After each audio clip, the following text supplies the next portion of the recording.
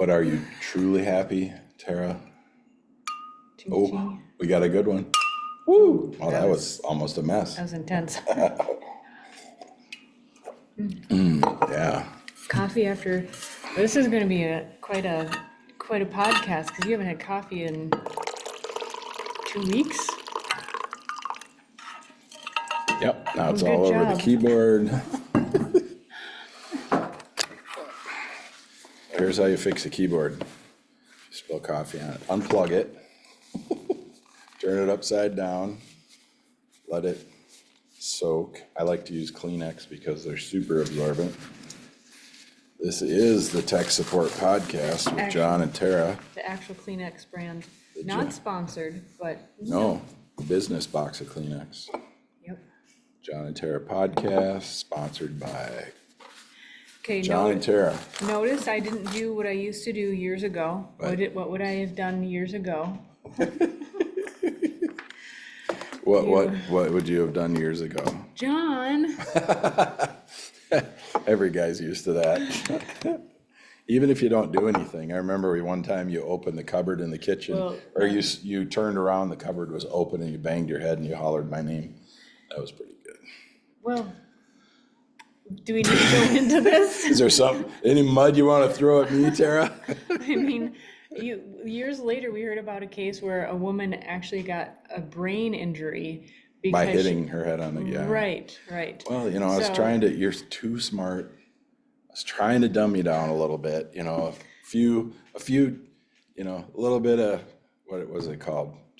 Traumatic brain injury? Traumatic. It's Traumatic brain injury. I've had a few. You got some brain damage. TBI? Brain damage. Brain damage. Yeah. A few TBIs doesn't actually hurt people that much. I mean, Okay. It's called knocking the sense into someone. I think we need a few more people with sense knocked into them. I think I need some Irish cream in my coffee. Okay. Restart. Here we are, John and Tara Podcast. Oh, yeah. Share and subscribe. Comment. Like what? What are you, from California? Like John's comments. Please. Right? Please? Did you say please? So I found some notes that I had been creating over some time here for discussion points. Good. Yeah. So I found, let's see if I can remember this. There's the concept out there about notch count, right? And for those of you who don't know, because I didn't know until recently either, notch count is how many partners you've had, sexual partners you've had. It's your notch count. It's okay. So Yeah. these modern people have, it's notches in the bedpost. It's not Yeah. That's how it, what's your notch count? That's not a thing. But that's what they, Okay. that's what they say out there. That's what they're saying. Yeah, they ask people, what's your notch count? Nobody ever used to talk like that. You'd say, how many notches do you have in your bedpost? Yeah. Yeah. Yep, so the modern. Everything's abbreviated nowadays, I get it. Yep, it's different. So I was reporting to you what I've been hearing these days, Yeah. and you were actually the one that told me about it. Yeah. And how many bedposts do people normally have? none these days, I don't think they do the Work with me. What if you do? 4. Okay, what if you At least notch 2. them so much they get cut down? Yeah. Wow. So I just blew everyone's minds. first of all, you pointed out that, we never asked each other about our previous history. And I mean, when we got together, you kind of had an idea how experienced or not I was. Not at all. There were some indicators. You were almost 19 when I met you. Yeah. Yeah. Are we gonna this is starting where we're on different pages. We are. Well, you just opened up some notes from the past. You're like, I got some notes from a long time ago. No, these have been putting together for the last couple weeks. Okay. Yeah. I don't know what's in your notes. Yeah, so I'm trying to get us onto This is it. normal John and Tara talk. We're showing gosh. people what it's like being married after 24 years. Yes. This is normal John and Tara. You bring up topics, you bring up a fragment of a topic, and then I start filling in gaps because you're not really telling me where we're going. Like if you tell a joke, there's always something missing. Yeah, the punchline. Generally, the punchline. Until I get the punchline in there. Generally, there's something missing that people go, hmm? And you're like, Yeah. ah, and you're laughing. I'm already laughing in my head. Yeah. Yes. So I'm trying to fill in the gaps Okay. about notch count and making Yeah. sure that Look at my eyes on the screen. we're on the same page. Yeah. Okay. Okay. So point number one about notch count, we do not promote that, like if you're getting together as a couple, like why even cover that as a topic, right? I mean, it starts off the relationship on a really weird foot. And what I was saying is, you know, there were indicators to you, like you knew that I hadn't been around the block, right? And so it wasn't even really worth talking about and getting into any kind of details. I've never asked anybody. And I'm assuming you've never asked anybody. There's no reason for me to ask anybody. If I meet somebody and I like them and I'm going to develop a relationship with them, and see how my face looks when I look at the camera? Oh, you're talking about out there, but then Yeah. I can't see you down here. You can't see my reactions? Yeah, I'm watching you. Okay, that's fine. When I'm talking to the people, our 70 subscribers. Yeah. Hey, everybody, 75, thanks I for, think, the other day. 5 more? 75, yeah. Holy cow. That's more than 5%. Wow, we're growing. Yep. So if I meet somebody, like I met you, I got to know you, I didn't ask you if you were dating anyone, I didn't ask you if you had a date on Friday, I didn't ask you anything about your life. I only we're gonna jack this up? Yeah, so Okay, all right. There's some technical work going on here, folks. I'll lift this, you won't see us for a second.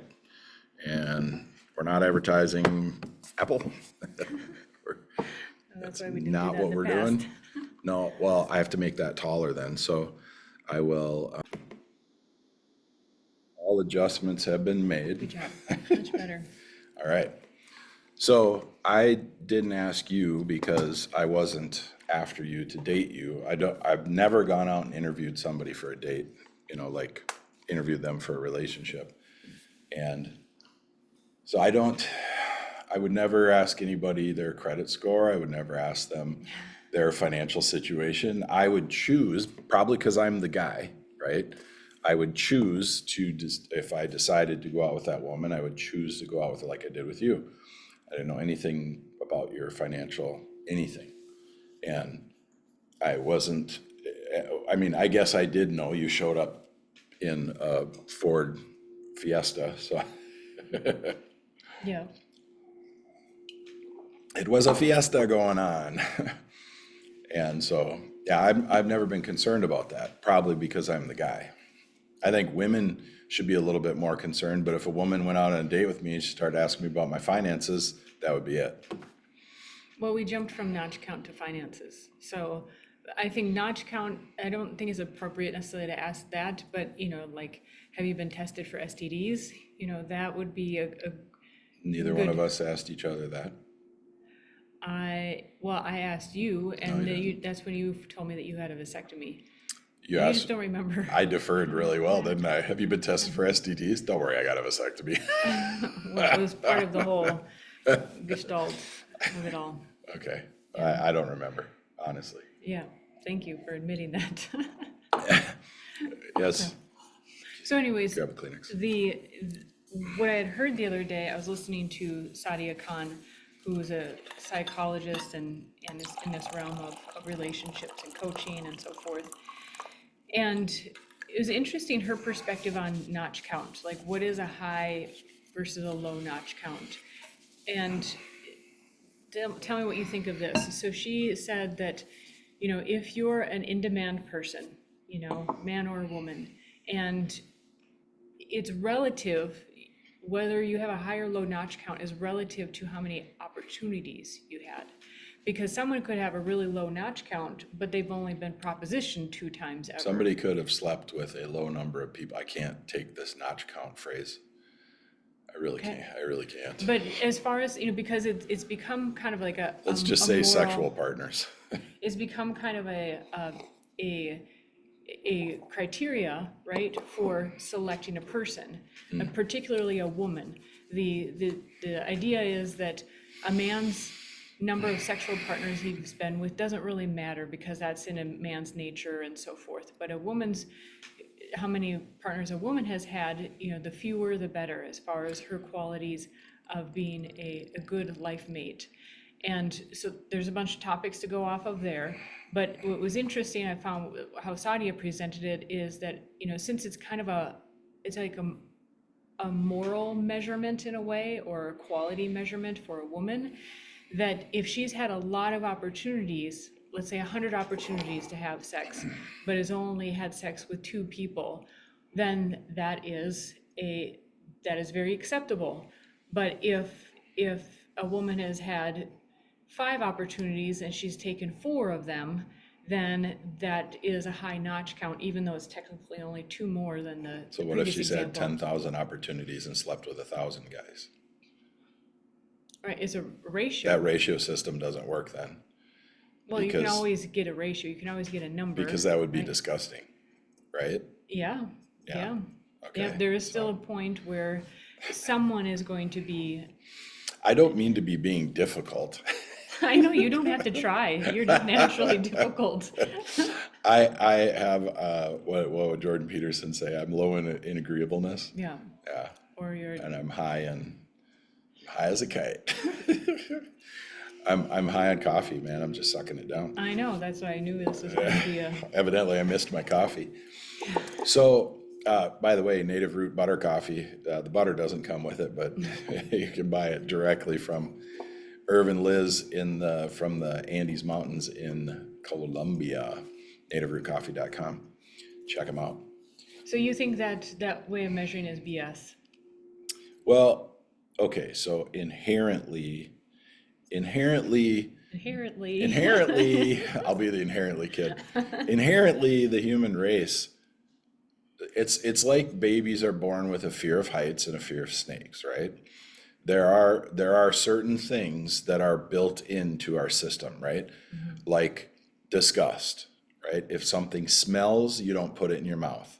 If something, and so there's an inherent system built in, right? Now with medical testing and lab work and all the different things we can test nowadays, they have found that a woman's bonding mechanism wears out, right? So if she has slept with, with each woman might be different, maybe it's 40 guys, maybe it's 100 guys, maybe it's 10 guys for a different, maybe it's 1,000 guys. A woman's system stops making oxytocin and stops bonding to men when there's a certain number of partners, right? And so that's why a lot of guys say, I don't want to be with a virgin because she's never going to leave me alone, right? Well, you're supposed to be with a virgin so she never leaves you alone, right? Yeah. You're supposed to be with a virgin, and you're supposed to stay with that woman that you deflowered, right? That you became one with. And also they've found that sperm can stay inside of a woman for up to 10 years. And this is all coming out now. And the energetics of all that is you could have, maybe it was 2 years. We'll say 2 years, right? Jamie, we fact checked that.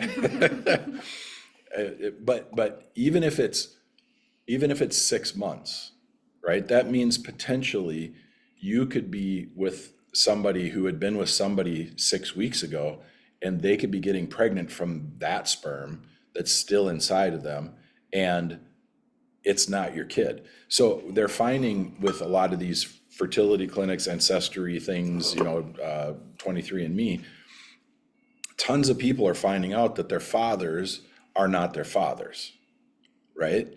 And so that's an effect of this system, right? We've found now that sperm can live inside of a woman for a much longer time than anybody thought. That means a woman's having sex with a guy, and then 6 weeks later she's having sex with another guy, and then she gets pregnant, and that guy, okay, then they get married, then they find out 20 years later it's not their kid.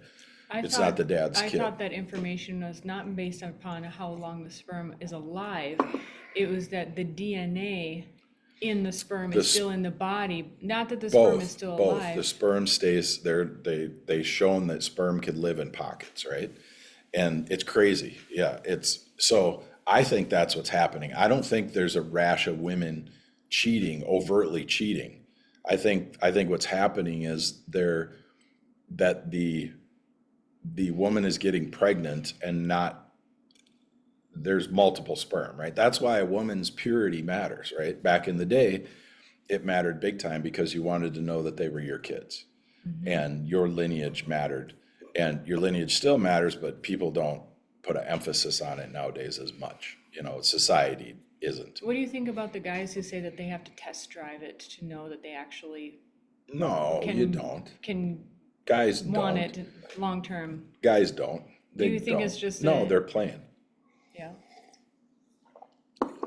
Players stop playing.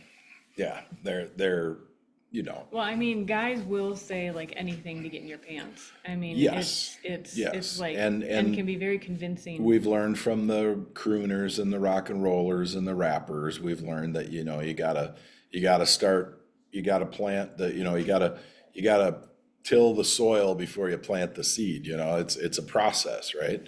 I thought And the farmers talked about that. yeah, no, what they've done is the society of users, the men in society that use women, are prepping them years in advance so that it's like societal grooming, right? You get them to the point where they believe certain things, and then all of a sudden you're getting all the free BJs and all the free sex you want, right? You buy the milk, get the milk for free without buying the cow, and it's, to me it's disgusting. To me, it's not, I'm not saying, well, I am saying it's disgusting. It shouldn't be that way. And guys should have to account for their actions, what they do. So if a guy is, guys can sleep with women without impunity because they are guys, right? They're not the ones that get pregnant. Well, that's not true, because back in the day, there'd be a shotgun wedding. If Billy Bob slept with Becky Sue, and little Jimmy Joe was going to be born, Pappy would show up with the shotgun and say, Billy Bob, come on down, you're marrying Becky Sue, Yeah. because Jimmy Joe's coming. So, and Billy Bob would be like, well, it's either that or I get shot, because back then you wouldn't want Billy Bob going around impregnating, multiple women in the community, because then those women are not viable for the next man. I was just gonna say too, that I think there needs to be more dads on porches with their shotguns. That used to be the old, joke or reality for some, and because like you've explained before over the years, giving me insight into how guys think, and not just in sexual matters, but just various things in life. And, guys know how guys think. So, the dad or, uncle or the, classically the brothers, right? Who maybe have a younger sister and they're all in middle school or high school together, and, they're looking out and protecting their little sister. And she might get annoyed by it, but they ultimately, they know. Yeah, well, the men are the stronger sex. Men can force themselves on women, and so there needs to be boundaries, there needs to be protections, there needs to be that type of thing in place. So, yeah. How about we change the subject? All right, new topic. Next. Let's try and get into a new topic, see if I can argue my way out of it or into it. I'm having more coffee. I was listening to, we end up listening to a lot of stuff on dating, and I find it interesting because, our podcast is supposedly about marriage, but we end up talking a lot about the dating phase. But I think it is applicable because I think what has been a greater part of our success is that we do have a component, or when our marriage has been going better, it's that we act more like we're dating. And I wanted to have this conversation with you to explore. Yeah, I came up last night and said, I just want to take my honey out for pizza, and you came over and you got all snuggly, and it was like me asking you out on a date, right? Yeah. And then we grabbed my parents and went out for pizza. Yeah, it was a great time. So I wanted to explore, see, first of all, if you agree with that, and then even explore some topics like what are components of the dating phase that we still do, or maybe had to restart to kind of. We're very light. We joke around a lot. We talk about many topics. We ask each other questions. That's something I don't think enough couples do. That I'm truly when I ask you a question, I'm truly interested in what you have to say. What your opinion is, what your ideas are, and I assume the same from you. If you ask me a question, I generally think my ideas and opinions are right. I know. in a nonchalant kind of way. It just happens. Yeah, but when when we're out or when we're in, when we're doing stuff at home, if we talk a lot. Here we are doing a podcast. We're just sitting here by ourselves. We don't even bring on guests. We're just like, hey, Tara, how you doing? Hey, John, how you doing? Woo, hey, coffee. All right, let's talk for 2 hours. We were doing this before podcasts. I mean, Yeah.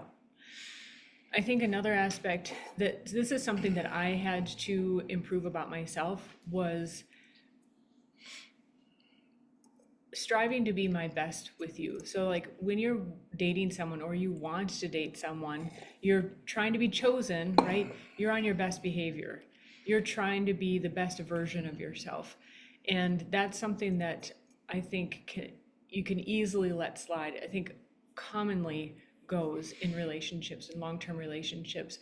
More and more you get, especially when you get into life, it might be like there's chores to do, there's, work to get done, and you kind of get more and more barky at each other, and you're no longer trying to be I don't.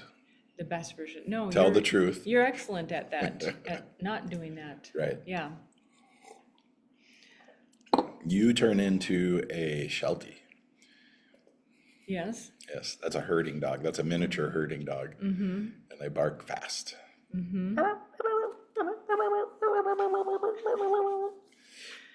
And you try to herd me.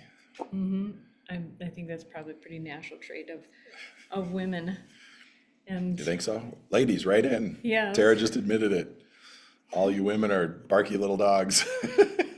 well, I'm just saying that I've heard men talk about, not necessarily saying that exactly. You don't think women would admit it like you just did? Probably not readily. No, I don't think that's something that women want to readily admit. But I think what happens The is, first step is admitting it, Tara. well, I think what usually happens, and I've heard women do this too, is that instead of admitting it, they go, well, it's because of this. It's because You he know- never listens, and so I have to say it again and again and again and Right. again and again and again and again and Right. again and He said again. he'd take out the trash, and it's the next day, and he hasn't taken out the trash. But he walked by the trash and he saw it was only half full. He didn't smell it. He didn't realize that she was smelling the trash, and it was only half full. So he's like, "Wow, why would I throw out a perfectly good bag that's only half used?" Yep. And I wasn't talking about a woman there.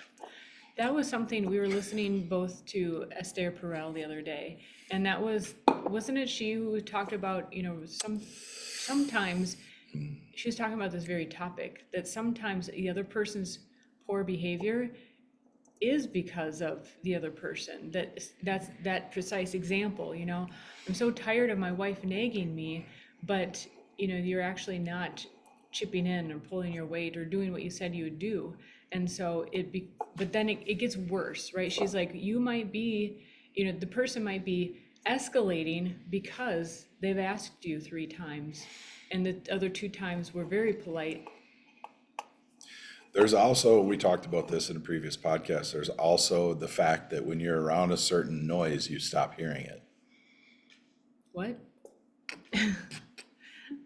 Men in particular, yes. Yeah. Yes. certain frequencies you don't hear, and if you hear it over and over again.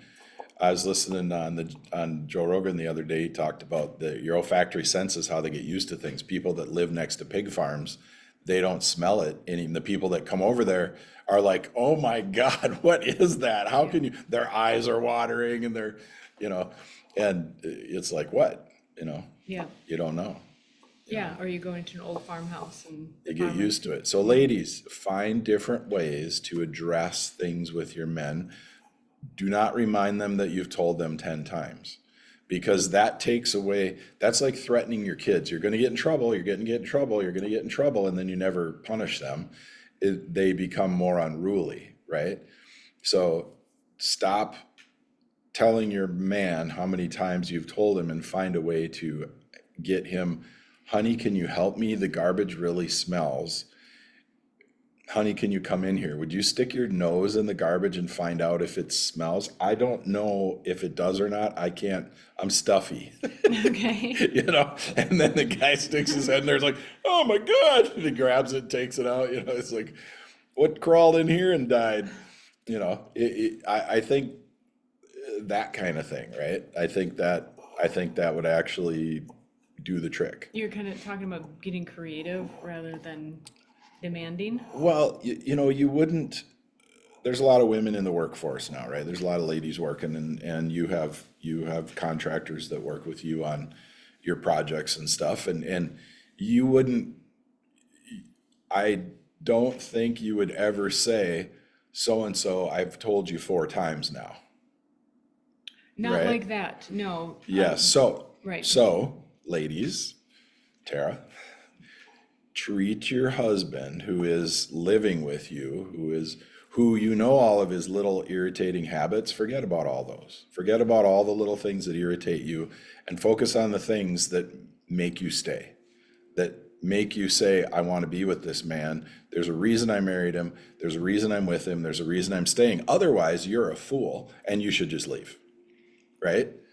Because this is the way guys are. If a guy shows up to work and you go, I effing hate working at this place, this stinking blah, blah, blah, blah, blah, all the guys at the company will be like, you're an idiot, man, get out of here.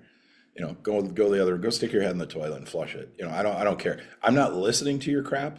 I'm not, I had a guy come out to my company, and he was a salesman. My brother brought him. My brother brought him with. Yeah. Came out to the company, sat down at my table, and trying to move my legs here so I'm comfortable. Sat down at my conference room table and started complaining about his wife, and I kicked him out. He was coming out to sell me a machine for, I don't know what it was, $325,000, something like that, right? And I was interested in the machine he was selling, and he started complaining about his wife, and I just told him, I said, you need to shut the hell up. I'm not here to listen to that. Well, I said, you need to leave. Do you think that generally he gets guys will participate? I don't know, because I don't do that. I was around another guy. But even to think that, to do that, it wasn't the first time you met, or maybe. Yeah. I was around another guy, and the first time I met him, he asked me if I was married, and I said, yeah. And I said, my wife does this, and she does this, and she's great, and she's wonderful, and I couldn't ask for a better woman, blah, blah, blah. And he asked the question, I'm going on and on about you and your skills and your talents, and you're wonderful, and you're smart, and all this, and you're kind of funny in a German kind of way, It's not really that funny, but it's, A lot of puns. You're trying, you're getting better. It was really funny. I made kind of fun of the situation and said how much I enjoy it. And he goes, John, I don't see this very often, but I really appreciate a man that can say that type of stuff about his wife. And I had just met this guy, and I don't, there's no way I would complain I'll complain about politics.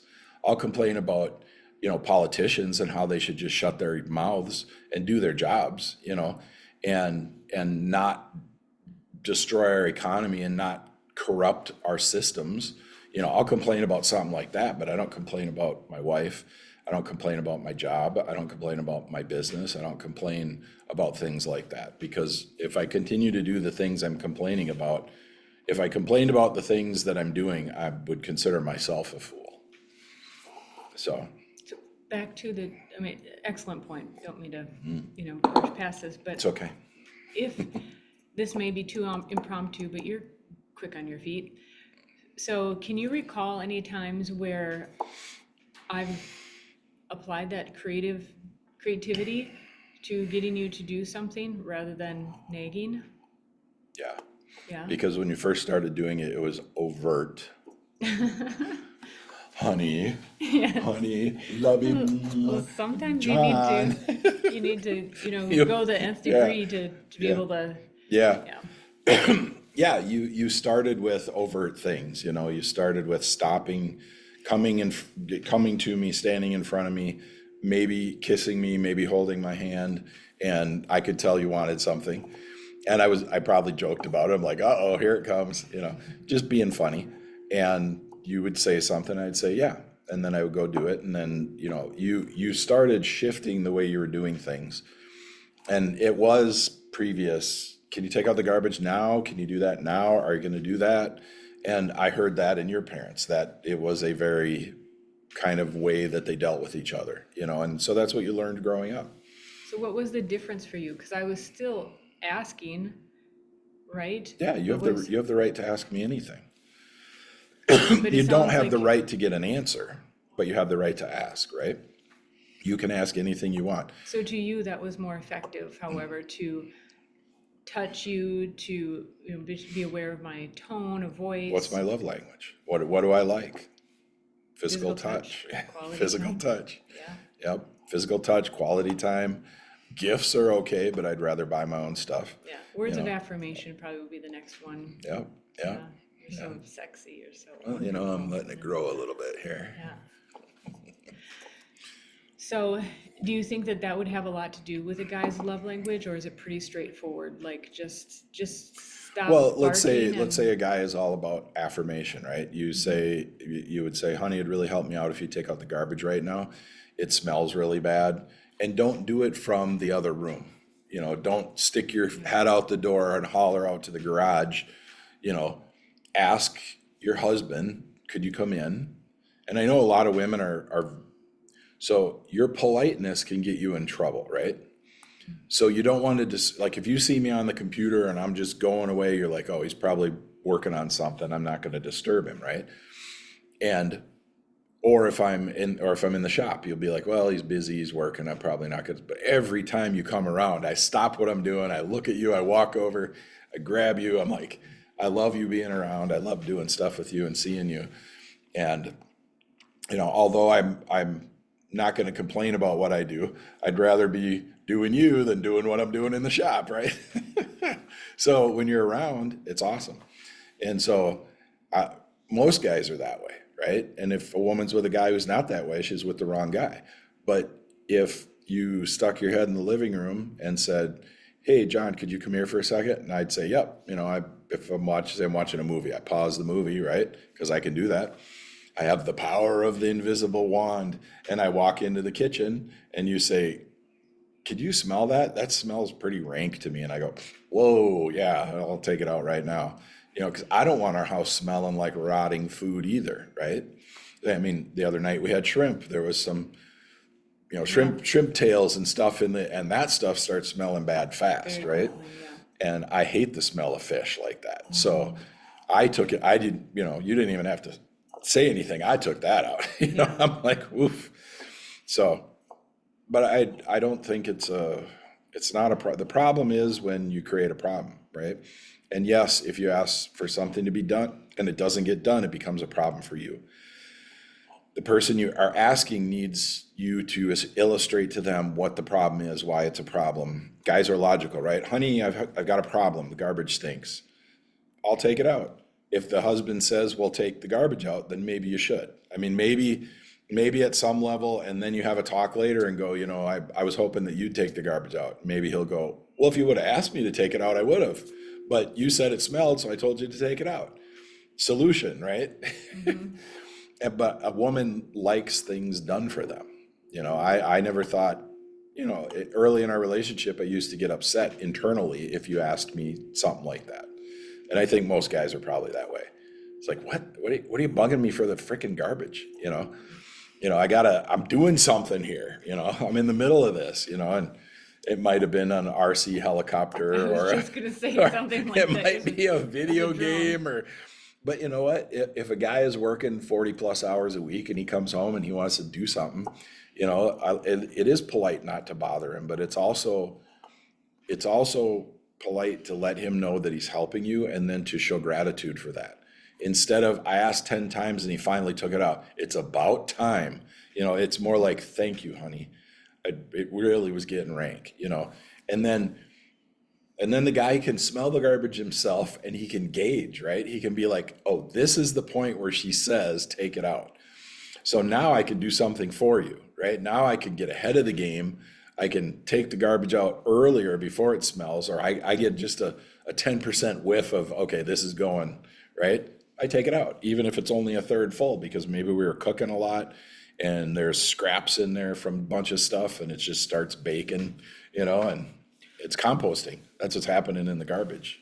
Going back to the dating aspects, what is it other than, okay, we assume as women it's just sex that you're going Let me go for. back to garbage, right? You know why our garbage smells so bad so quickly? Because we cook with good organic raw ingredients. Real stuff. Right. Yeah. So as soon as it is sitting for, 4 hours or over, it starts composting. Yeah.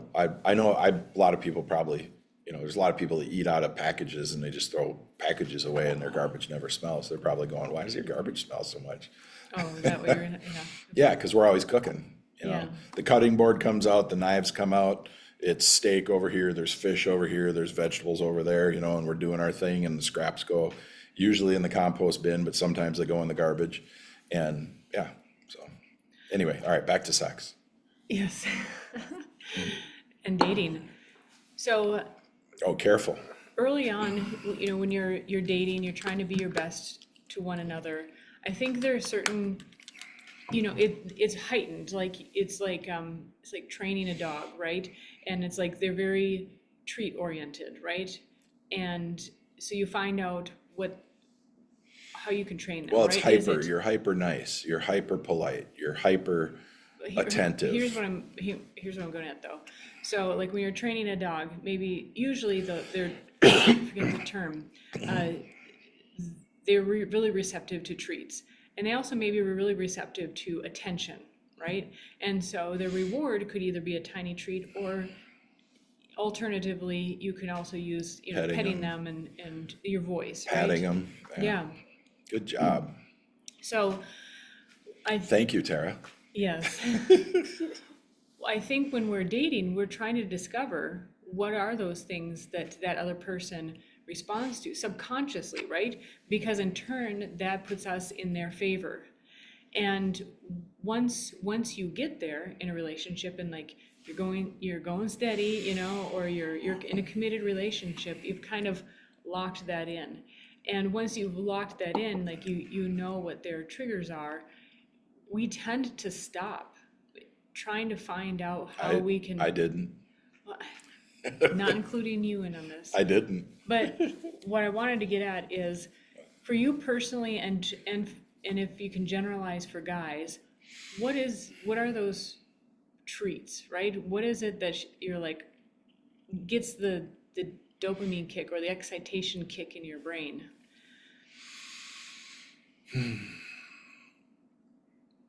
Well, for the most part, being paid attention to is a big deal. Knowing that, like, if I knew that I could come to you with an issue, let's say I'm great with money and I'm good at what I do. Let's pretend I'm great with money and I'm good at what I do and I'm accomplished and I'm consistent, and I could come to you with a problem. Like, I just lost $50,000, like not in the couch cushions, Okay. like I was like, well, first, in a business deal, right? Yeah. And you don't respond. You don't respond to the loss. You don't respond to your fear. You respond to me, and you say, oh, "Is this isn't good, right?" And I go, "No, this isn't good." And you go, "Oh, honey, what happened?" Instead of, "Oh my God, what are we gonna do? How are we gonna pay our rent?"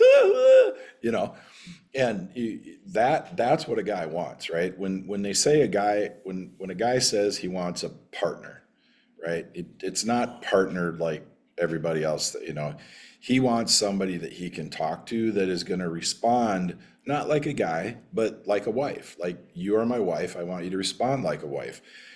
And a stable, consistent, thoughtful, loving wife will trust, even though I said I just lost $50,000, that you will trust that I know what I'm doing. I know I just lost it, right? I don't need to be whacked upside the head because I lost $50,000, because I've already kicked myself in the ass and banged my head on the wall and screamed and got mad about it. And I'm just coming to you going, I need to let you know this, and we may have to do this. We may have to, the investigation happens after we come together and I tell you, and you make me feel, you help me to feel that our relationship is a place of stability, right? That our relationship is something where we're both working on things together, and I'm coming to you and I'm telling you something, and I'm trying to see how you react, because I got something I got to tell you. Just kidding. It wasn't 50. It's more. Just kidding. So I know. just breaking you in, just warming you up. Don't worry, I'm really broken in. I'm getting you there. This is foreplay. This is money foreplay. I'm not liking the direction that it's going. That's like So- anti-play. So, well, you need to be supportive, right? Yeah. Are you being supportive, Tara? Absolutely, I'm sitting here and participating. I'm staying in the room. Yep.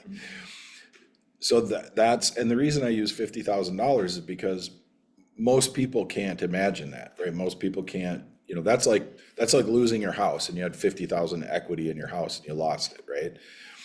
I could lose that very easily in my situation, in my position in business and the things that I do, or I could make that very easily, right? It's not easy. It takes time and all that kind of stuff, but it's not, it just doesn't just happen usually. Usually there's signs and symbols. But I would need you to be that for me, because you're married to an entrepreneur. You're married to a business owner. You're married to somebody who has created something from nothing. And I didn't buy a franchise. I created a business. I developed a reputation. I developed other people. I helped, I help world-class businesses. I have You have a patented I have a machine. patented machine. I have, Right. I've created systems. I've done stuff that isn't easy to do. And so if I come to you with something and it's a serious topic, you are my wife. You are a good wife for me. You handle things better than most women would handle things. And so I would kind of expect that. And that's on a smaller scale, but could be the same ratio, right? Somebody loses $5,000, it could be the same ratio as me losing 50, right? In their life. And so they might not be able to pay their rent. They might not be able to go on their vacation. They might not, and the wife needs to understand, and the guy needs to be truthful. He's like, well, I decided I wanted to buy crypto, and then I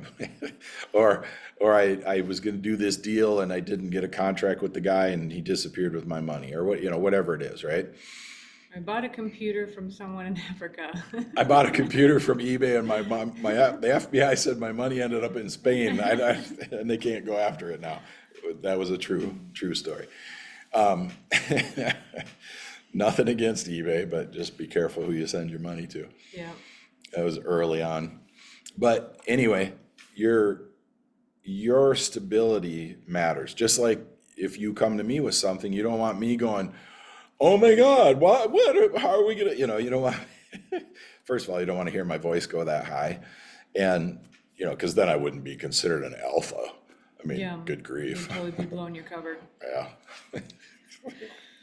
Well, is there a point, I mean, 'cause honestly, that has been difficult. That is something that is really not modeled in our culture today, of women being really, truly supportive. And, and I think it's also part of our nature, as Jordan Peterson describes the big five personality traits that we've talked about before too. Women are on average more neurotic, just meaning they're more sensitive to negative feelings, and their alert systems go off sooner, which is very much aligned with their physiology and just evolution and so forth. And that actually, I think that indicates that they can be a good gauge, a good barometer. They'll let you know sooner what to be aware of. Where guys are like, the alarms are going off and they're like, hey, we're having a great time. And the women are just like, do you hear the alarms? The tornado's coming and the guy goes out in the front yard. Right. And the woman an hour earlier feels the temperature drop and the Barometric pressure and the pressure changes, drop, yeah. and be like, let's start getting the outside stuff into the shed or whatever. Turn into the garage. trampoline upside down and put some bricks on it. Right, and the guy's like, look at it fly. I wish I was on it. It's flying so flat. So I think, not to be particularly in defense of women, but I also think it's important to recognize the characteristics that we have I as men think and the women first thing you should say, that both play a positive role. the first thing you should say as a woman is what you think women should do. And because you are naturally giving excuses, you are doing a Yeah. natural thing that women do. That's okay. He did that and da da da. And women, when women are taught, if you watch online, it's so great to be able to watch real conversations online. When the men are talking, the women are leaning back and they're going kind of like this. When the women are talking, no matter what the women are saying, the other women are nodding, they're agreeing, and they're trying to find a justification for why that woman is saying what she's saying, because obviously her situation is tough. And it's always, and it's not that the situation is tough, it's that the person is weak. And it's that the person is not dealing with it properly, or the person is taking in the situation into offense, right? Instead of bolstering the positive. And like I said at the beginning, look at your husband and look at the reasons you're with him. Forget about the things you don't like. If you bolster the reasons you're with him and the things that you love, he will naturally get rid of the things you don't like. It will naturally happen. You cannot have a king until you give him a crown. So it's interesting. I think your solution, as far as just telling women or demonstrating how to be, is correct. And also, I feel like it was I have so to hard to explain say, and it was, but it was, however, it was. There are situations that. Well, particularly getting back to the term neurotic, I felt the need to explain that because I don't want particularly women's brains to shut out and say, oh my God, she's saying we're neurotic, and just assuming all the negative. Okay, here's the thing. And so that's why I explained. Give them more credit than that then. Make your assumptions go to the side of things that you believe that women will understand what you're saying, and they will not just infer all their own fears and their own problems and their own, because that's where you're coming from, right? You're coming from a place like, yeah, but if that happened to me, and that's natural for women. I'm talking specifically about being married. This is why, I'm going to say this. I'm waiting. Maybe I shouldn't. Okay. Anyway. Okay, but You know what? Is the crown, right? You put a crown on your head, right? There's something else that a guy puts on his head, on his other head, and it's a smaller crown. It's a little crown that the woman gives to the guy. And so a woman should guard the crown, right? Okay. I know you've never heard this before, and because I don't think anybody's ever said it. This is off the top, right? Yeah. So when a woman gives herself to a man, that is a supremely intimate thing for a woman. And if a guy is going to be a king, he doesn't just get to, I mean, we look at the past and traditionally, and oh, yes, he's born a king, he's a prince. That prince has to go through a lot of shite. He has to be trained, he has to be coached, he has all these people that attend to him and teach him things. He has to learn how to fight, he has to understand war, he has to learn to ride a horse, he has to present himself in a certain way. He doesn't just walk in his sweatpants and be like, all right, I'm king, whatever. That would not be, the subjects would kill him. The king is supposed to be kingly, right? And every man that is married has to be a king, but he also has to have a queen, and he has to be crowned. And I think that I could go to the feminine side of things and say that the crowning of the king is the sacred feminine. And the woman needs to make sure that the guy is worthy, right? Now that can mean whatever you want it to mean. But, for us, it was I had been married before. I had a kid, I had sole custody of my kid for 12 years before I met you. And, obviously my life I had a lot of life happen before I met you, but I took our relationship, no matter how you took it, I took it as sacred. I took it as everything that we did mattered. Everything, every day, every moment. That's why I am the way I am. That's why I can sit here when you say, well, and I say, I never did that. I always look at everything. I always live in the moment. I always live every moment like it's the best thing I'm having happen to me. And when you bring in the feminine neuroticism, I've had a few times in the past where I've just been like, enough. And I've even freaked out over it, but like, what are you doing? Are you going to tear our relationship apart? Are you going to, and I've been very upset about it because, and in those moments, because I'm like, this is not how we're going to live. We can't live this way. So let's go back and forth a little bit here. Okay. So specifically talking about that example of $50,000, it's hypothetical. Let's dialogue. What I think can be helpful is. Should we use a real experience? No, I think it's better that we don't use a real experience. Okay.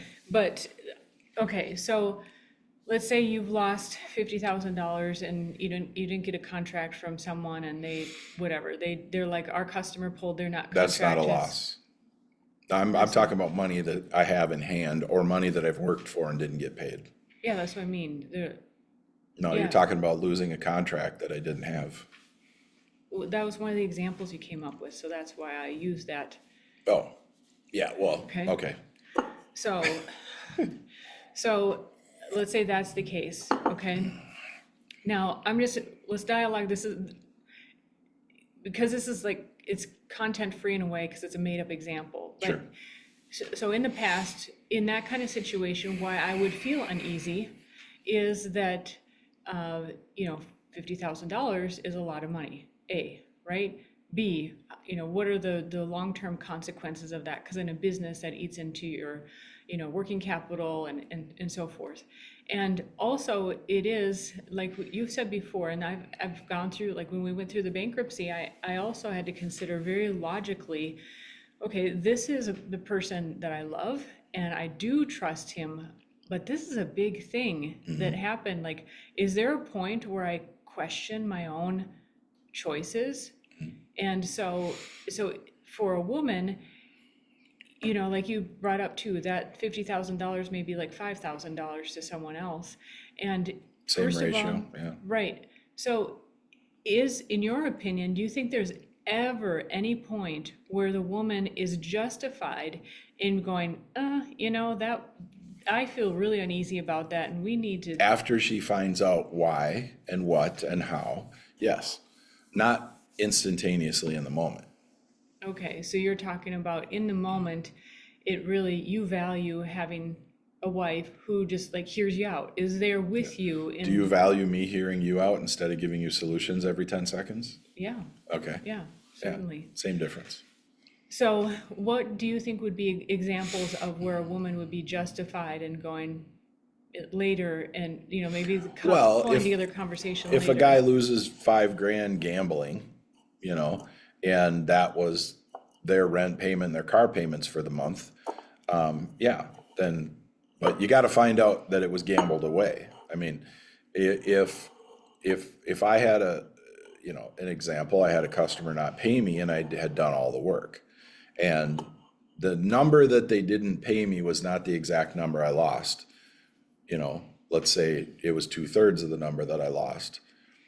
It was a heck of a lot of money, and it hurt my business big time. And you did not freak out. You did not tell me I'm a miserable business person. You did say you probably should get some concrete contracts and this type of stuff, right? You did say some things like that, and I said I can't call every customer and have every job be a contract. Because you didn't jump in and go, what are we going to do? That's so much money. I had the space to think about it. I had the space to think about myself and the things that I could have done sooner, or that I should have made sure of, but I didn't turn into a neurotic basket case with all my other customers Right. and be like on top of everything constantly and just driving people nuts. So years ago, as I was looking for a book, podcast really hadn't started at that point. I mean, there were some YouTube videos, but there's hardly anything out there. And I was like, because I was looking for something like, is my husband crazy, or do I just not understand an entrepreneur? And there wasn't all this like entrepreneur life out, stuff out there. And because especially if you don't come from an entrepreneurial background, it can seem like the entrepreneur is absolutely crazy. And I mean, even listening to what's Michael Saylor about Bitcoin and stuff, I mean, I think there are plenty of people that probably think he's off his rocker. And, he has a great track record in business and so forth. But, there's just this personality type. And so I think this is a great way where we could bring up examples, particularly for the partner in the relationship that is not the entrepreneur. And maybe, I mean, because when you're married, you're de facto entrepreneur, by being married. And I was like, because innately in business, you go through so many challenges. It's like failure, failure, failure, failure, yay, win. Yay, kind of win, and another failure. And so from the outside, for someone who doesn't understand, it can look like, holy crap, like why are there so many, why is this so challenging? Like, is this, are you just being crazy? Like, are you just making a bunch of bad decisions? So Yes and no. Everybody is making the best decision they can make with the information that they have. So some of it is educated guesses. Some of it is direct, decisions based on reassurance of reputable companies and POs, purchase orders, and yes, contracts and different things, and then down payments, so it shows that you're getting some money in at the beginning, and that kind of stuff. And so it's across the board. I mean, you've got contractors. You're assuming they're doing their work. You're not sitting there looking over their shoulders every day. You're assuming they're working, right? You're assuming that they're doing what they say they're doing.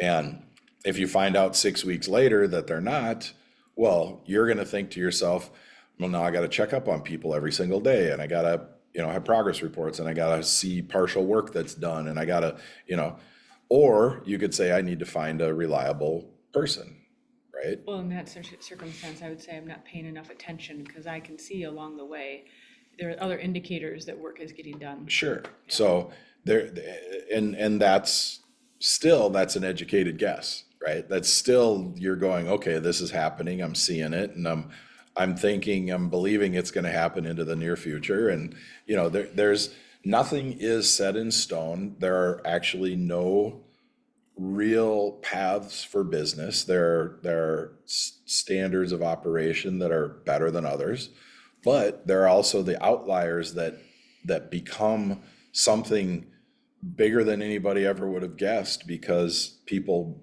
take chances. Michael Saylor, I'm going to buy billions of dollars of Bitcoin. I'm going to take a chance. He had to convince his board. He had to convince the investors. He had to convince the shareholders. He had to convince everybody in the company. And then he took a chance. And so far, it's been okay, Well, does that mean it's going to continue to be okay in the future? It's an educated guess, right? Everyone calls him crazy in the beginning, and he's going to be called a mastermind revolutionary genius in the end, potentially, right? So, and then are other people going to look at what he did and go take their chances on things? And yeah, they are. And some people are going to fail, some people are going to succeed, and It's interesting. I was listening to Jordan Peterson the other day, and he said, the women are the ones who provide security and stability, and men are the adventurers and the ones that also encourage. And I thought, wow, I've had that wrong for a long, ever, because I projected my desire for security on you. And so I assume, no, guys are the ones that provide security, but I would say it's in the nature of women to provide that stability and security. But ironically, that's what we want, and we tend to kind of lock things down. So right? what do you think security is for a guy? Or for me, say? Well, for you specifically, because I don't know other guys, but our relationship, that I am stable with you, that I am like what you said in that hypothetical example of losing $50,000. You tell me about that as to keep communication going, which is one of the 10 marital arts, right? And at the same time, I return the favor of not freaking out, that I reassure through my You reach behavior. out, you touch my arm, you get connection with me, you make me feel comfortable that I can say what I'm going to say. You don't recoil, scream, go grab a bottle of vodka and go lock yourself in the bedroom. You're consistent. You maintain. That is safety. That is security. And then I feel that I can either go fight to get that 50,000 back. I can go make another 250,000. I can go after, a bigger deal that's going to write that deal, and I don't work with that customer anymore, or whatever it is, right?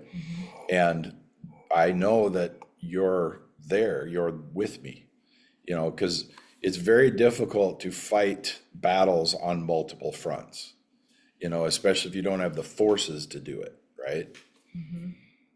Yeah, very tiring. What's interesting was you were talking about expanding on me being that stability for you, reassurance. Even our cats, for example. I mean, if there's been, maybe I drop something and I shout, or I get hurt, and the cats will react. They're like, Yeah. like, what's wrong? Because their stability also, just like kids, rely on their parents for that. Is everything okay? And sometimes we need that reinforced. I mean, our kitten, who's almost a year old, still there's noises in the house. She'll run out of the room. Right, Yeah. and we have to, let her know it's okay. That's a normal noise. Yeah. And she gets that stability through us. And so I just wanted to say that, because when I make connections like that, that really helps me to understand the importance of that, because it's really not modeled that much these days. That that being modeled by a woman could be perceived as she's weak, right? She's not letting her voice be heard, and telling him what to do or how she feels about it. And what you learn as an adult, hopefully, is that the way you feel and the way you think is not always necessary. It is not always necessary to say what you think and you feel in the moment. A woman that tells her husband what to do is weak, and a man that asks his wife what he should do is weak. And if you have that combination, now you have two weak people trying to do something. And what's going to happen is they're going to listen to the outside world. They're going to watch sitcoms to get their behaviors. They're going to have their boss tell them what they need to do every single day for every minute of every day. They're never going to advance because they're worried that something's going to fail. They're going to they spend way too much money on things that they don't need to keep up with the Joneses. They're going to spend not enough money on things that could get them ahead because they're afraid to take risks. And so it really, it's a zero-sum game. If the man and woman switch places, characteristically from the toxic masculinity and the toxic femininity come out. Toxic masculinity is weak. Well, and I'm going to draw a corollary. And weak men are destructive, by the way. Yes. I'm going to draw a corollary. So you said when the man is asking the woman what he should do, and the woman is telling the man what he should do, they're both weak.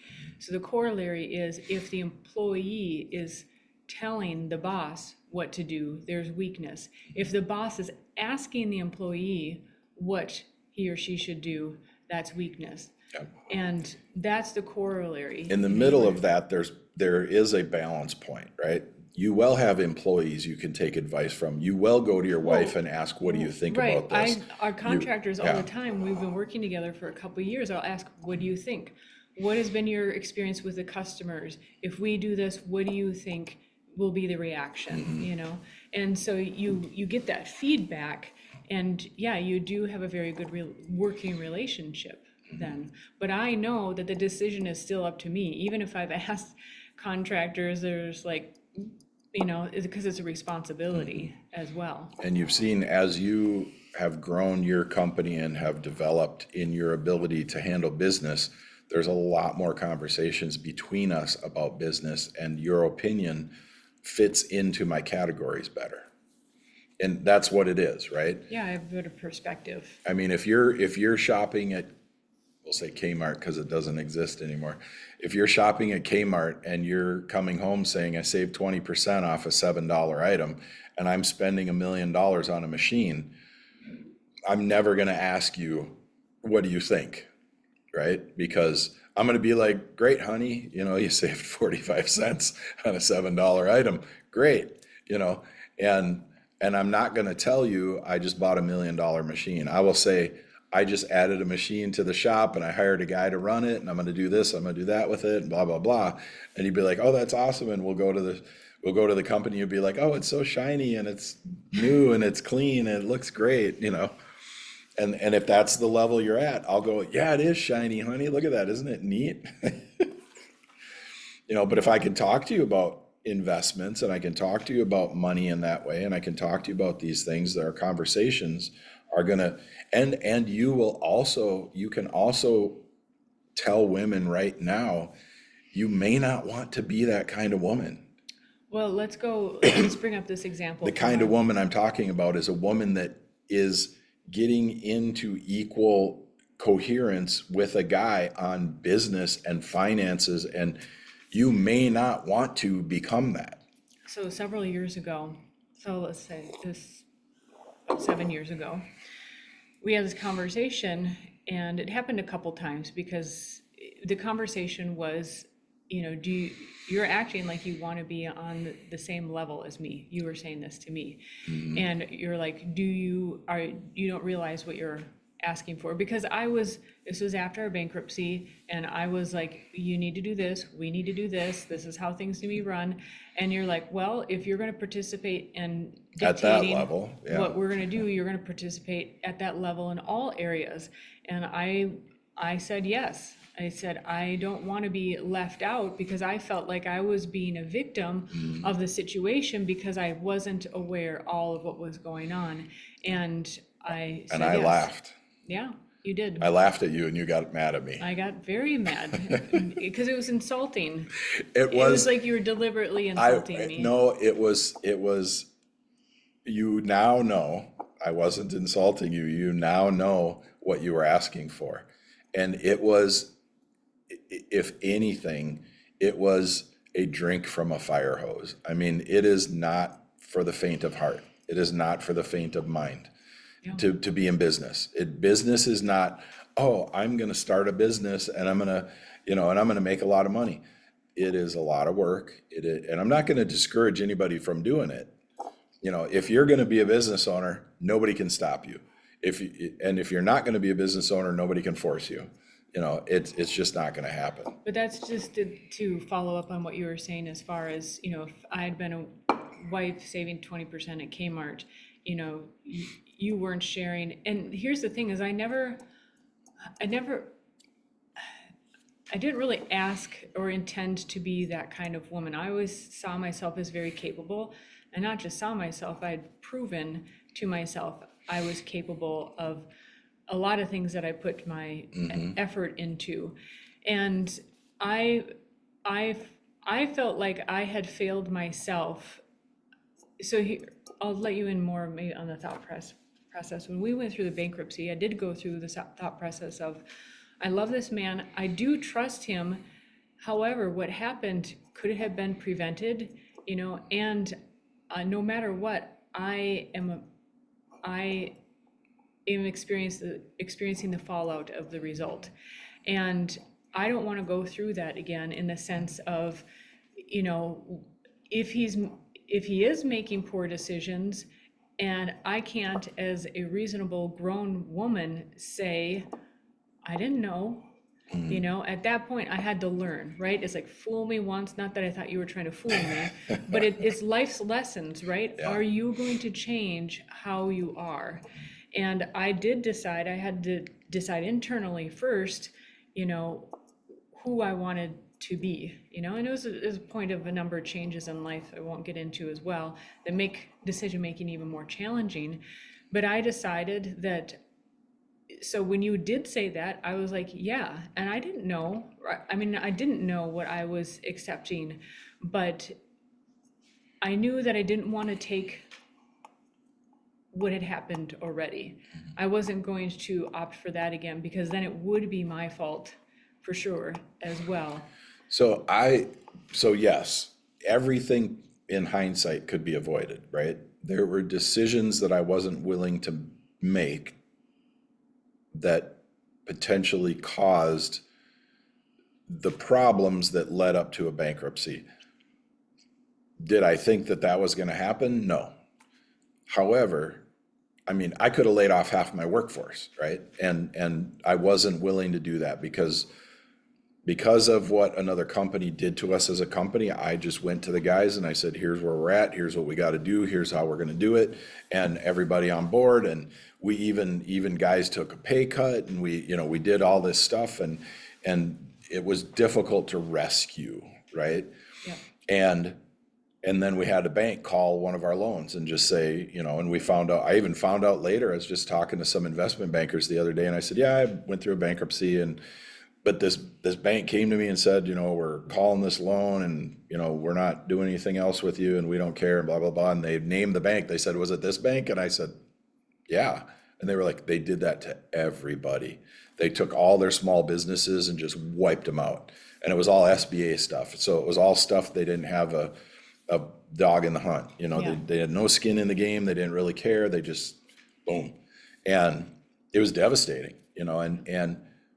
but in hindsight, yes, there's things that could have been done. If they were done a little sooner than later. We tried to do a lot of things later, and it hit us too hard, and we couldn't catch up, especially when the bank said, that's it. So I think when women, you get this manosphere that's kind of saying. But I don't think you believed me about the bank. Now we've heard it multiple times.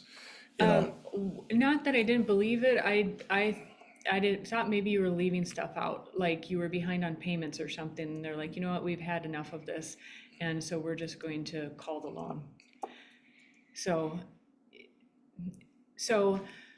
what I do, so I'm going to go on a topic that I need to do more research about, but I think what women are afraid of is that if they aren't involved, if they aren't educated enough, if they aren't involved in their marriage, I think there's a fear, and I'll just speak for myself, of, it sounds nice to, be supported by your husband, or, be the homemaker and oh, my husband takes care of everything.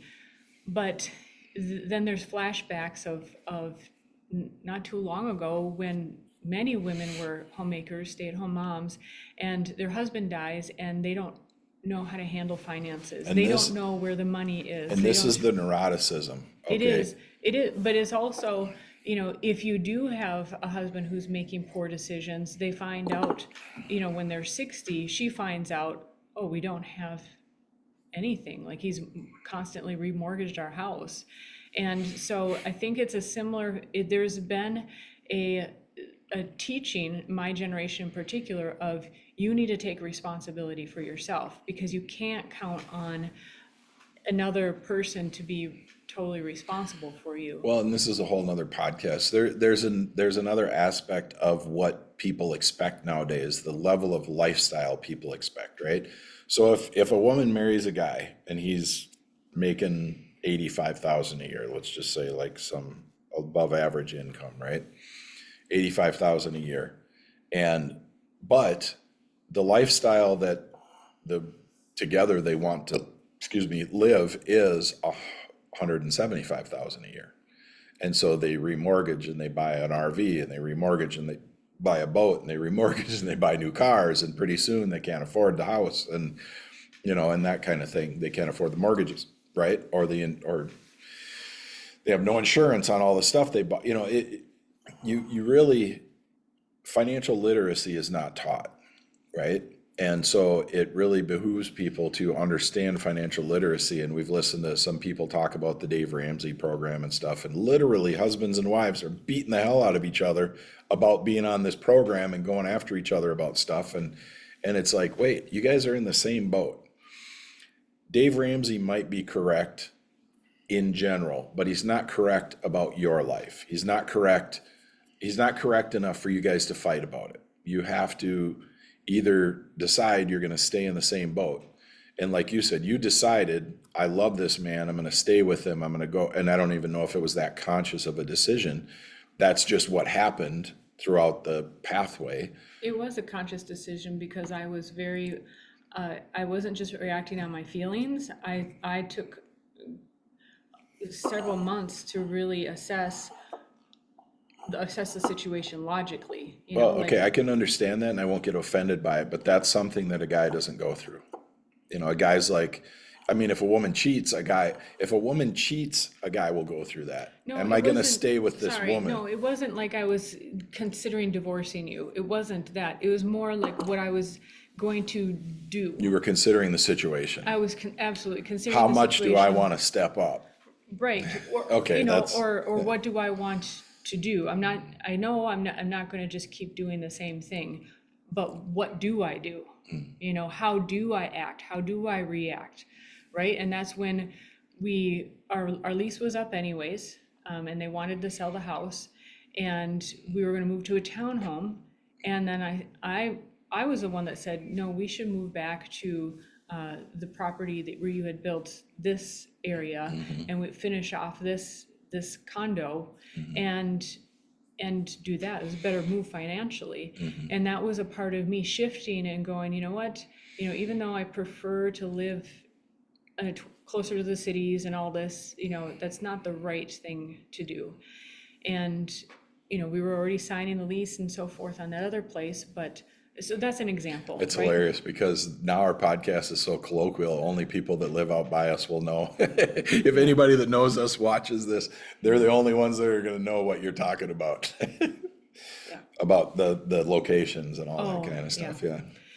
So that was me changing my game, right? And it was around that same time where you're like, are you sure you want to step into this realm? And I didn't know. It's like getting into the ring for the first time. You don't know.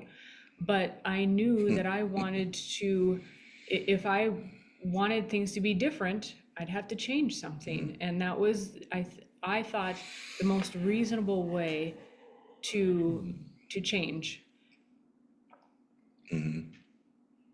Yeah, well, going back to a woman supporting her husband, and the husband, if a woman is supporting the husband will be, there is a natural pressure to want to do the right things. There's a natural pressure to want to provide more. there's a natural pressure on the responsibilities to do the things to take the couple or the family or the family, or the extended family with kids, right? To have more in life. And then there's, decisions to be made. If the husband feels comfortable enough that he can come home and say, honey, I work 65, 70 hours a week. We're not getting ahead that much more. We're putting out goals that are too big. And I'd rather work 50 hours a week and have the other 15 to 20 hours with our kids, with you. I'd rather travel a little bit or spend some time and or be able to have some hobbies. These are the discussions that have to happen. Personally, I like to mountain bike. So I'm like, all right, sometimes in the middle of the day, sometimes on the weekend, sometimes in the evening, sometimes in the morning, I'm like, I'm going, I just got to go, and I'm going to give up those hours, and I have to be okay with that. And at the end of the month, we got to be okay with it. We got to, either we're producing excess or we're not producing enough or we are, and me and you have a Friday morning meeting where we discuss business. And we're getting better at it. We have had some business discussions, even some arguments about some things, and then some things that we're not ready to talk about, and so, but it takes development. We have a nice big marker board. We can sit in front of it. We can write stuff on it. We can plan. We can talk about stuff. And does that mean all of our goals happen and all of our visions come to fruition? No, but at least we know the page each other is on. I think that's, sometimes people think discussing their life is just opening the checkbook and looking at the money. And that can get really frustrating. A guy knows how much he made, and he knows how much he spent, he knows how much he's bringing home. And a lot of times it's just sitting there being accused by a woman that he's not doing enough, making enough, spending too much, not bring, whatever it is, right? And then you won't be able to sit down with that guy. You're not going to sit down with him every week and beat him up over how much he's making, but if you sit down and you're grateful and you're like, hey, we put, I saved $25 on groceries this week, and I literally took that and put it in the savings can, or wherever you're doing with it, right? And the guy's like, yeah, I made lunch twice that you didn't know about, and so I didn't eat out lunch, and so I put $35 in the, and if you do that kind of stuff, you can kind of do it together. You and I do things like, business meetings at restaurants, and so we'll buy a gift card at a restaurant when they're doing a sale on their, get a third off if you buy a, X number of dollars worth of something. And I'm like, well, over the next year, I'm going to be at that restaurant 12 times and I'm going to spend X number of dollars. And so now I automatically save 25% or whatever it is, right?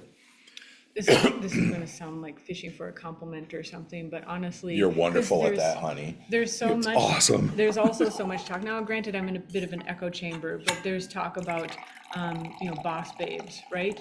And I never call myself a boss babe, but I'm certainly running a company and doing all the. No, you're more like a stuff. bossy babe. Just kidding. That's why it's so funny. Okay. Oh, the cameraman doesn't like me anymore. Yeah, you get cut out. Cut him out. So how would you say that our marriage has changed since I've been able to participate more equally? It went from a 10 to an 8 to a 12. Or Woo! maybe more specifically for you. I can't get away with as much stuff. I've never been trying to get away with anything. I could if I wanted to. I think. Do you think it's better or worse?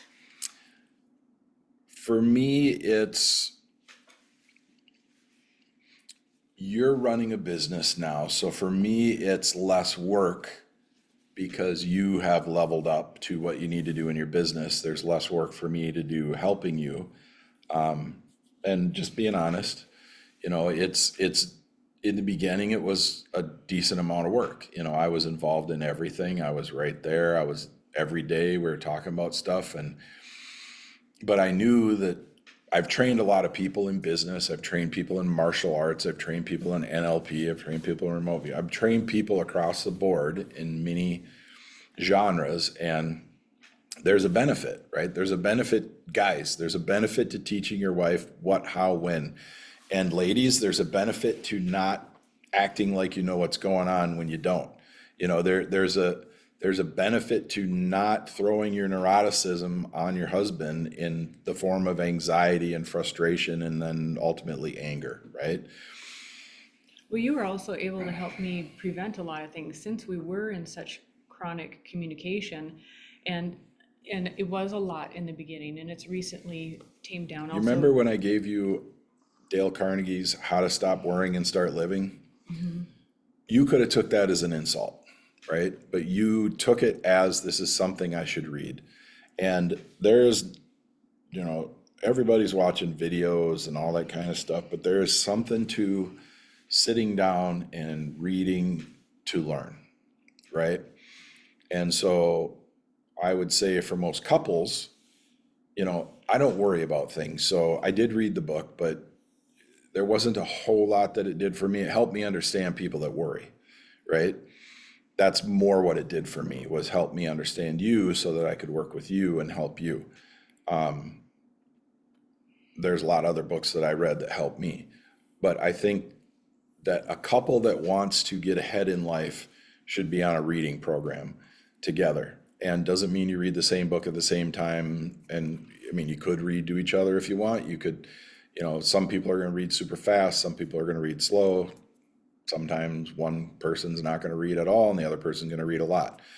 And you don't want to lord your knowledge over them. I didn't lord my knowledge over you. When we got together, I'm older than you. I had more relationship experience. I had more business experience. I had more life experience in general. Yeah, physical life experience in the sense of doing multiple things in life. But I wasn't like, ha, you don't know how to ride a motorcycle because I do. You know, I wasn't like, ha, you don't know how to run a business and I do. And, you know, but I figured out where you were at, which is a character trait of a teacher and instructor. You find out what a person is good at and you help them help that person get 5% ahead. Might even be 1% ahead. But as that person learns that they can learn more things, and everybody knows they can learn, but most people think learning is sitting in a classroom reading a book and taking a test. That's memorization. That's not learning. Learning is discussing. Learning is applying. Learning is failing, like you said in the beginning. Fail, fail, fail, fail. Oh, success. Yay. Fail, fail, fail. Success. Success. Yay. Hopefully excess. You know, and that the learning is in the application. The learning is in the doing. The learning is in the trying. And you had to do a lot of that over the last 6 years in business, right? And you came into my business and helped me with the bookkeeping when I got rid of my director, and you saw how a business that was doing more than $1 million a year works. And you were like, holy crap, you know, the amount of money coming in and the same amount of money going out or more sometimes, you know, or a little less sometimes, you know, and it's like, holy cow, this flow, this exchange, and then customers and then employees and then, you know, jobs and discussions and being in meetings and talking about marketing and, you know, all these different things and then seeing things work. You know, you came in and said, you know, you were like, hey, could we do this in marketing? We should try this, we should try that. And a lot of things you brought in worked, you know, and it was just more kind of intuitive. Like, I'm sure you thought, well, how would I like to see something? If I read an article or if I read a blog or watched a video, what would I like to see? And that's all it is. It is literally, life is literally how you would like to see it and then working towards that and then checking the results. That's all it is. It doesn't matter if your neighbor has $10 million and you have $100. You know, they've tried more things, they've tested more things, they've failed at more things, they've succeeded at more things, and that it's steps along the way. And when you take those steps, you know where you've been. And if you're a thoughtful person, you'll take calculated risks and educated guesses, and then every now and then you'll stick your neck out a little bit. You know, sometimes you get your head cut off and then you just got to pull back like a turtle and then try again. So does that mean is better? Yeah, totally. Okay. Like I said, our relationship was a 10 in the beginning. In the middle, it was at an 8, and then now it's a 12. Yeah. We grew, we struggled, we grew even farther. We raised our level. And, you know, we're a power couple now. Woo! Oh, I'm not gonna show my guns. Oh, I know. Don't flex. You put me to shame. No, not you to shame, but just, you know, it's gotta draw the line somewhere. Well, you're kind of flexing with this little muscle shirt. You can barely see my tricep. There you go. Yeah. Showing off. No, If I it just moves, think- it's good. Yeah, I can make it. Yeah, I don't think you want giant triceps. No, I'm not aiming for that. But I at least know, okay, here's a little BS talk. Angelina Jolie, like you could totally tell she's holding a prop gun when she's holding, because she has like super skinny arms. She has like, they're like as big as my wrists. Settle down. Yeah, anyways, I just find it hilarious. So, anyways, Shit talking with Tara. that's about as much as I say. Yeah. Okay, well, good. It's better. Good. You're okay with a bossy babe. And You're not bossy to me. no, you're very resistant to bossing. I'm unbossable. Yeah, you're very resistant to bossing. Yeah. Well, I think that was good. Yeah. I think we should call it quits there. Yeah. Subscribe. Yay. Yes. Share with your friends. Tell them to subscribe. Listen. Yep. That was a good one. There's a lot of good nuggets in that. I think so. All right. All right. Take care. See y'all later.